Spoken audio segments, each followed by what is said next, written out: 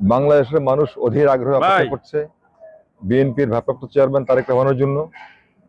তিনি এয়ারপোর্টে এখন এসে পৌঁছেননি, কিছুক্ষণের মধ্যে আসবেন আশা করছি। এবং কালকে আমরা যথাসময়ে বাংলাদেশে যাব।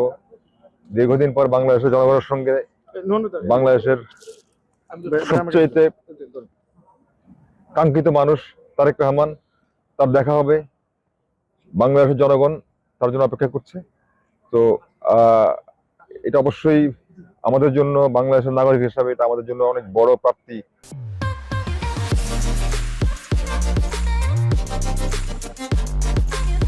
দীর্ঘদিন তিনি দেশের বাইরে ছিলেন, হয়তো তিনি দেশের বাইরে ছিলেন শারীরিকভাবে, কিন্তু আপনারা জানেন যে উনি আসলে বাংলাদেশের মানুষের সঙ্গে ছিলেন, জনগণের সঙ্গে ছিলেন, জনগণের সঙ্গে যোগাযোগ রেখেছেন। এই কারণেই তাকে বাংলাদেশ থেকে বিচ্ছিন্ন করে রাখার চেষ্টা করা হয়েছিল, কিন্তু করা যায়নি।